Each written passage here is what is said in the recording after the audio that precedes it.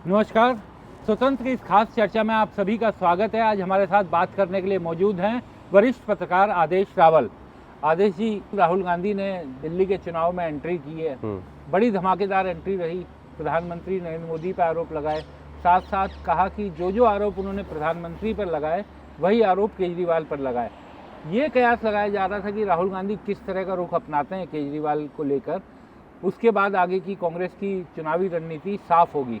क्या समझ में आया कल के राहुल गांधी के भाषण को सुनकर? लेकिन उन्होंने थोड़ी नरमी दिखाई केजरीवाल को लेके। उन्होंने शीश महल का जिक्र नहीं किया, शराब घोटाले की बात नहीं करी, है ना।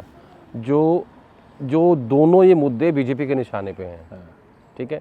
जब अगर ऐसा राहुल गांधी करते, शीश महल की बात करते या शराब घोटाले की बात करते, तो फिर राहुल गांधी अपनी उस बात को डिफेंड नहीं कर पाते जब उन्होंने अरविंद केजरीवाल की गिरफ्तारी का विरोध किया था।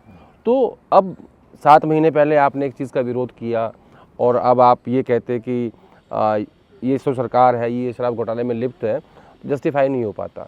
दूसरा, मुझे लगता है उन्होंने ये तो मान लिया कि हमारे विरोधी हैं, लेकिन साथ साथ इंडिया गठबंधन होने का एक एहसास भी कराया और एक संयम रखा, मैं ये कहूँगा। मतलब ऐसा अटैक किया जिसका जितना ज़रूरी था, एक्सट्रीम नहीं गए। हाँ। लेकिन आदेश, अगर हम याद करें 2013 का चुनाव याद करें, जब शीला दीक्षित के खिलाफ लड़ने का ऐलान किया था अरविंद केजरीवाल ने, तो बहुत ही आक्रामक तरीके से अरविंद केजरीवाल ने शीला दीक्षित पर अटैक किया था और 2013 के चुनाव में 28 सीटें अरविंद केजरीवाल जीतने में कामयाब हुए। लोगों को एक विश्वास हुआ कि ये आदमी बीजेपी से लड़ सकता है, बीजेपी का मुकाबला कर सकता है। अगले चुनाव में कांग्रेस का जो बचा खुचा वोट था वो भी पूरा अरविंद केजरीवाल के पास चला गया 2015 में। तो इस तरह अनमने ढंग से, जैसा आप कह रहे हैं कि बहुत संयम रखा राहुल गांधी ने, तो क्या लगता है क्या राहुल गांधी, क्योंकि देखिए राजनीति में अब जो आजकल की जो राजनीति है उसमें एग्रेशन लोग पसंद करते हैं, जनता पसंद करती है कि हमारा नेता लड़ता हुआ दिख रहा है। नरेंद्र मोदी को भी इसलिए लोग पसंद करते हैं, उनके चाहने वाले, और अरविंद केजरीवाल को इसलिए करते हैं कि वो मोदी जी के खिलाफ उसी शिद्दत से लड़ते हैं। तो क्या राहुल गांधी की जो एग्रेशन मिसिंग थी उसके बावजूद वो दिल्ली के चुनाव में कांग्रेस को मैसेज देने में कामयाब हुए? नहीं, देखिए 2013 की आपने बात करी। 2013 में जो 28 सीटें आम आदमी पार्टी को आई थी, वो साफ तौर पर कांग्रेस पार्टी का जो उस वक्त का माहौल था देश में, करप्शन के चार्जेस थे, 2G स्कैम था, कोल घोटाला था। बाद में उसका नतीजे क्या है वो हम सबको पता है। और उसके ऊपर से लोकपाल और अन्ना का आंदोलन था, और उस आंदोलन के ज़रिए पार्टी पैदा हुई, आम आदमी पार्टी, अरविंद केजरीवाल। और दुर्भाग्य देखिए कि जिस पार्टी के खिलाफ इतना बड़ा आंदोलन चलाया अरविंद ने, उसी पार्टी ने 2013 में अपना समर्थन दे दिया और अरविंद केजरीवाल पहली बार मुख्यमंत्री हो गए दिल्ली के। तो मैं कई बार ये ढूंढता हूँ कि वो कौन व्यक्ति था जिसने ये एडवाइस किया था, वो आज तक मुझे मिला नहीं है। कांग्रेस ने ढूंढा कभी? नहीं, मैं ढूंढूँ ना, तब तो कांग्रेस पार्टी को मिल जाएगा।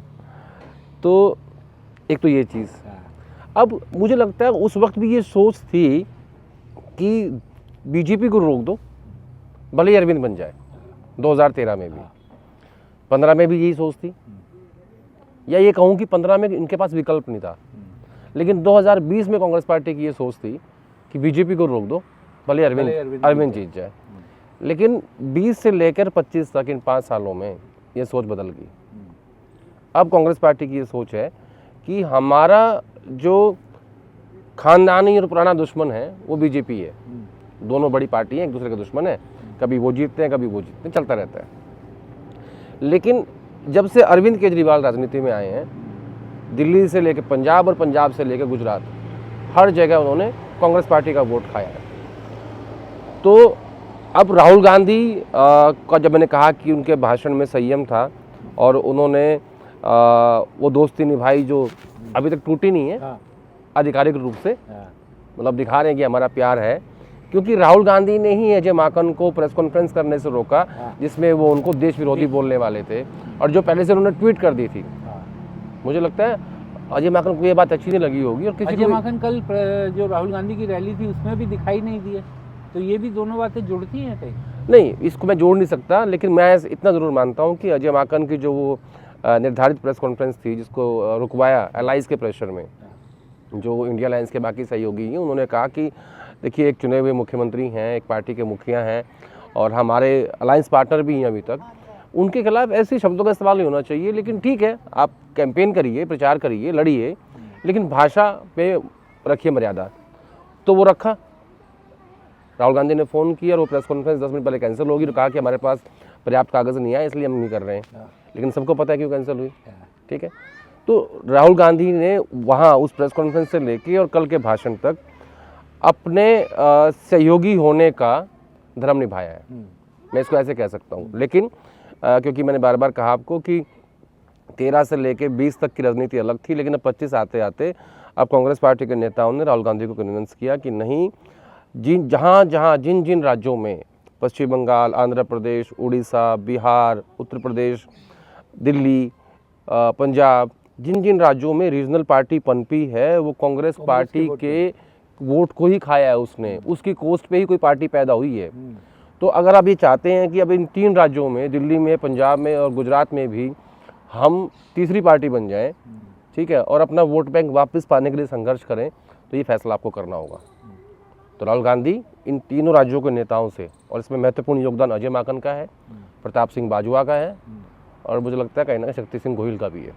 लेकिन अजय माकन का मैंने जिक्र इसलिए किया कि कहीं ना कहीं तो आदेश ये चौंकाने वाली बात है ना कि अजय माकन दिल्ली के इतने बड़े नेता, दिल्ली में उनकी पूरी राजनीति दिल्ली की रही, भले ही अब पार्टी के केंद्रीय स्तर के नेता हैं, लेकिन दिल्ली के चुनाव में वो लगातार एकदम बहुत सक्रिय थे, प्रेस कॉन्फ्रेंस करने वाले थे। कहीं ना कहीं मनोबल तो उनका भी टूटा होगा ना। और कल की रैली में दिल्ली के तमाम नेता मौजूद हैं, लेकिन अजय माकन मौजूद नहीं है। कोई भी कारण हो सकता है, लेकिन अगर राहुल गांधी की प्रेस रैली में वो ना पहुँचे तो कहीं ना कहीं सवाल तो उठता है ना कि नाराज़गी दिल में एक बात कि जो वो करना चाहते थे, जितना खुल के वो करना चाहते थे, वो नहीं कर पा रहे।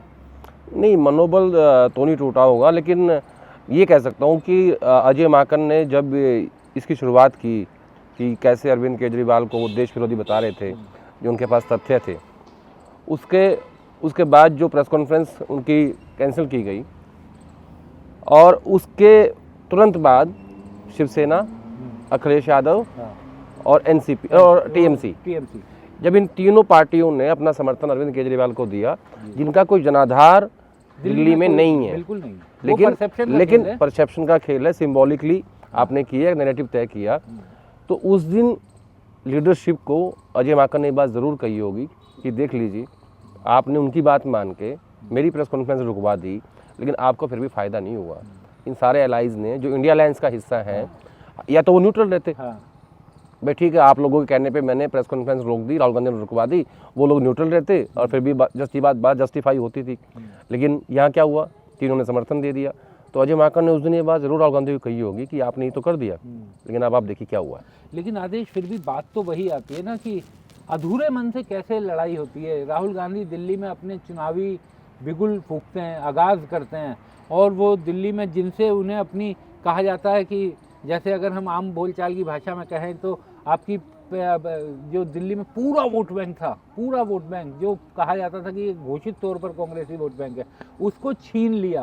अब आप उसे वापस पाने की एक अंदर से इच्छा जागृत कर रहे हो, लेकिन आप ना मुख्यमंत्री आवास के बारे में कोई वो बात बोलते हो जिसको मीडिया में फीस महल कहा जाता है, ना आप कथित शराब घोटाले के बारे में कोई बात करते हैं। आप संविधान से अपनी बात शुरू करते हैं, मोहब्बत की दुकान पे ले आते हैं, आरक्षण पे ले आते हैं। नहीं, मैं सब चीज़ें कह रहा हूँ, लेकिन आप जो दिल्ली के मुद्दे हैं, जो आम आदमी को दिल्ली में ज़्यादा, बीजेपी दूसरी तरफ आप देखिए किस तरीके से मुद्दा बनाने की कोशिश कर रही है, लेकिन नहीं, शीश महल कहाँ से मुद्दा है आम पब्लिक का? अच्छा नहीं है, तो बीजेपी एक गलत, वो बीजेपी का नैरेटिव है, ठीक है, लेकिन पब्लिक को कोई फर्क नहीं। कोई नेता किस घर में रह रहे हैं ना, जनता को उसको कोई फर्क नहीं पड़ता, ठीक है। जनता को जो मिल रहा है वो समय पे मिले, और ज़्यादा क्या वो ले सकते हैं पॉलिटिकल पार्टी से या नेताओं से, उनको उसकी चिंता है। उनको अपनी दाल रोटी देखनी है, उनके पास समय नहीं है शीश महल का, टीवी डिबेट का, ठीक है ना, और इन सब का। अब रही बात शराब घोटाले की, क्या फ़र्क पड़ता है जनता को शराब घोटाले से?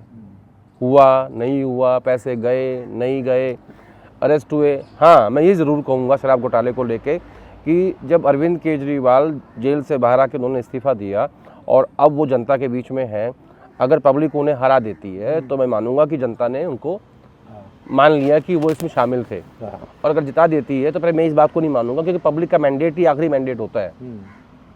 और इस बार तो अरविंद केजरीवाल ने कहा भी है और इसीलिए अरविंद केजरीवाल ने इस्तीफा दिया। हाँ। सब चिल्लाते रहे कि जेल में है, कैसे मुख्यमंत्री हैं, जेल में इस्तीफा नहीं देते, नहीं दिया।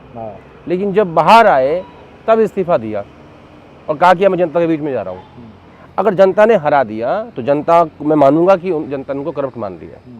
तो अब मैं आता हूँ आपके सवाल के ऊपर कि राहुल गांधी ने इन इश्यूज को, राहुल गांधी के जो इश्यूज है ना, उनको पता है उनके इश्यूज क्या है।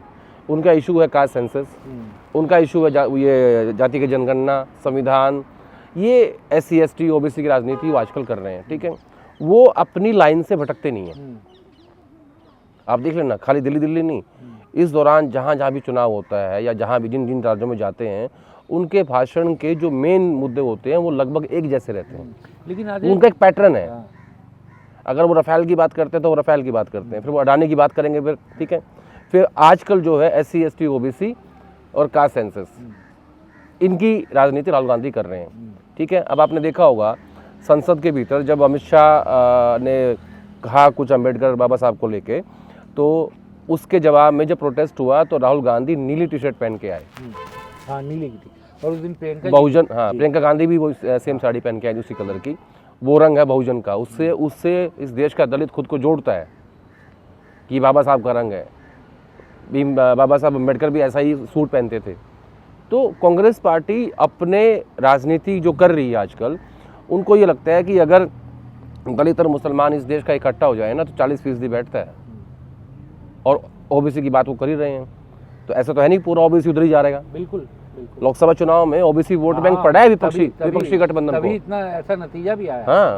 हाँ, तो इसके प्रमाण है। हाँ, लेकिन आदेश जब वो ये बातें बोलते हैं कि भाई जातिगत जनगणना में अरविंद केजरीवाल का भी रुख वही है, हमने देखा है संसद में संजय सिंह खुल के उनका साथ दे चुके हैं, उनकी बैठकों में जाते हैं, उनकी जातिगत जनगणना के पक्ष में वो बयान देते हैं।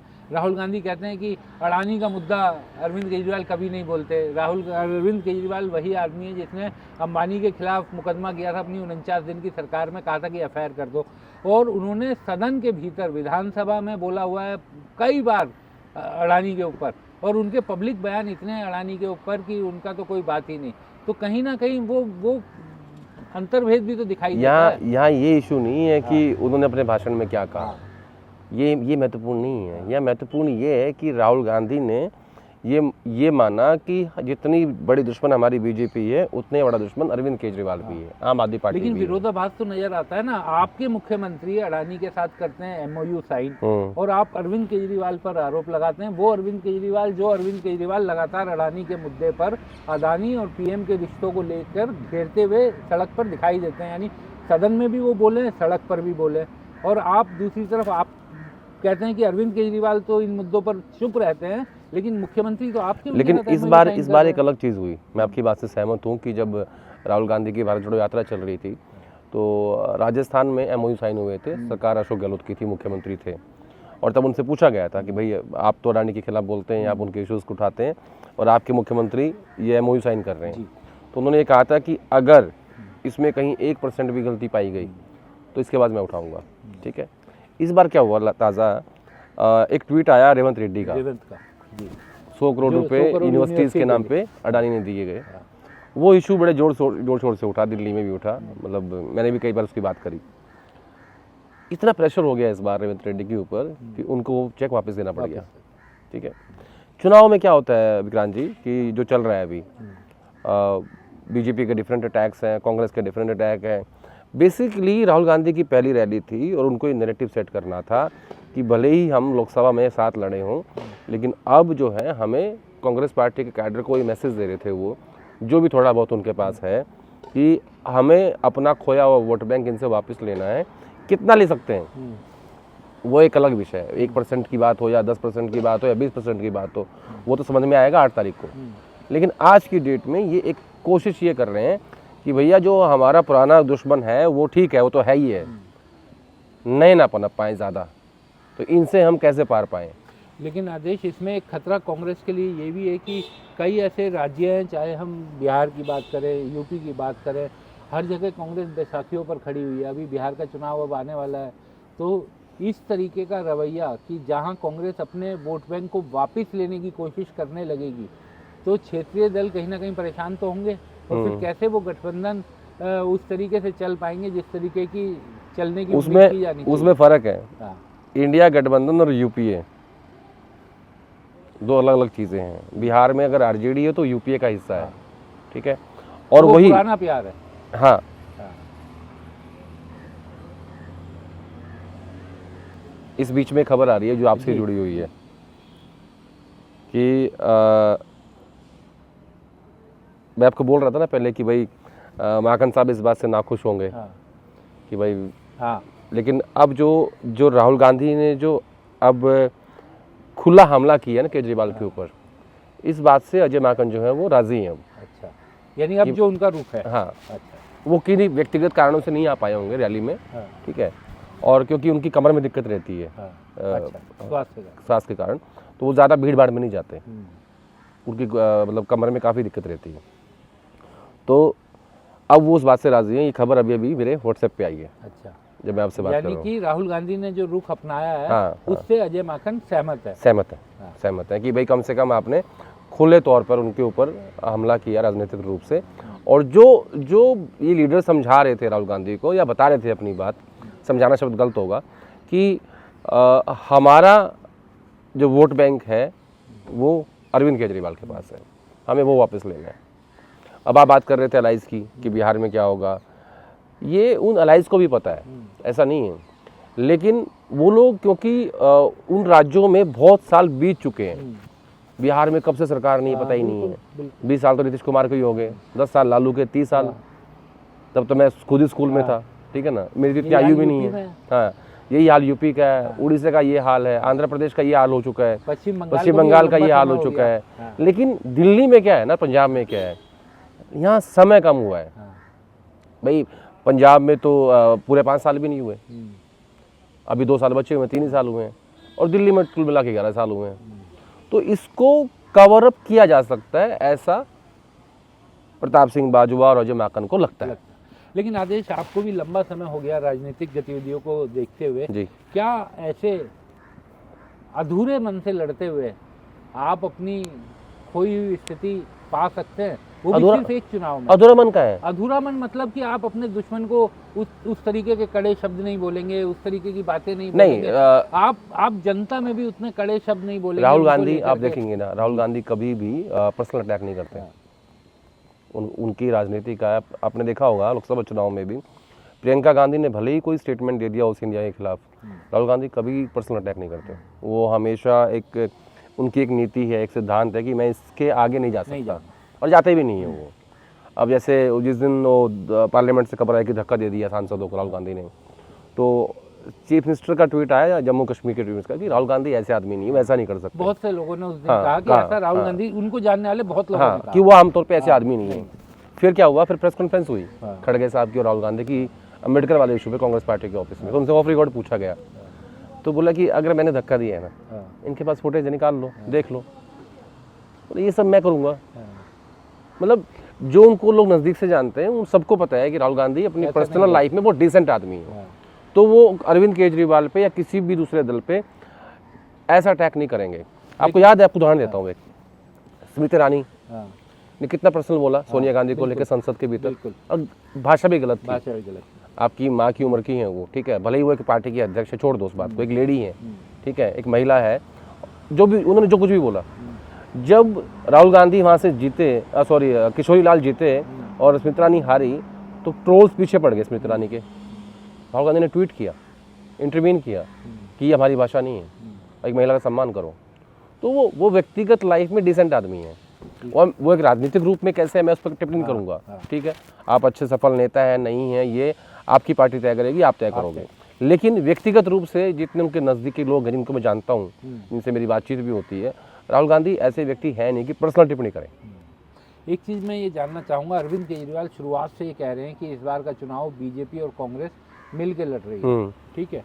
राहुल गांधी कल एक बयान देते हैं, उनका बयान आता है, अरविंद केजरीवाल एक ट्वीट करते हैं, देखा मैंने, कि ये कांग्रेस बचाने की लड़ाई लड़ रहे हैं, मैं देश बचाने की लड़ाई लड़ रहा हूँ। अमित मालवीय उस पर कहते हैं कि आप नई दिल्ली सीट बचा लो, देश तो बाद में देखा जाएगा। फिर अरविंद कुछ कहते हैं, देश तो बचा हुआ है, उनका जो ट्वीट था। तो अरविंद कहते हैं कि देखा, मैंने राहुल गांधी को बोला और इनको बचाव में मालवीय आ गए जो बीजेपी के मीडिया सेल के हेड है। तो कंफ्यूजन तो होती है ना, नेता को मौका मिलता है आपके विरोधियों को हमला करने का, पब्लिक में भी एक कंफ्यूजन जाती है कि भैया देखिए राहुल गांधी के बारे में बोल रहे थे और बीजेपी वाले सामने आते हैं। किसी को कंफ्यूजन नहीं है, सबको सब पता है, आपको भी, मुझे भी, केजरीवाल को भी, राहुल गांधी को भी। नहीं, मैं बता रहा हूँ, मैं एक्सप्लेन कर रहा हूँ, मैं इसको एक्सप्लेन कर रहा हूँ। राहुल गांधी को भी, अजय माकन को भी, अमित शाह को भी और अमित मालविया को भी। अब बताता हूँ क्या बताएं। इसमें कोई रॉकेट साइंस नहीं है कि अगर आम आदमी पार्टी का वोट शेयर वापस जाएगा या वोट बैंक वापस जाएगा कांग्रेस पार्टी के पास, उसका सीधा सीधा फायदा बीजेपी को मिलेगा। इसमें तो कोई रॉकेट साइंस नहीं है। एक बात मैं आपको तीसरे इंटरव्यू में बोल रहा हूँ आज कि कांग्रेस पार्टी को लगता है कि उसका पहला दुश्मन आम आदमी पार्टी है, बीजेपी सेकेंडरी है। ठीक है, तो इन दो चीज़ों को आप जोड़ लीजिए।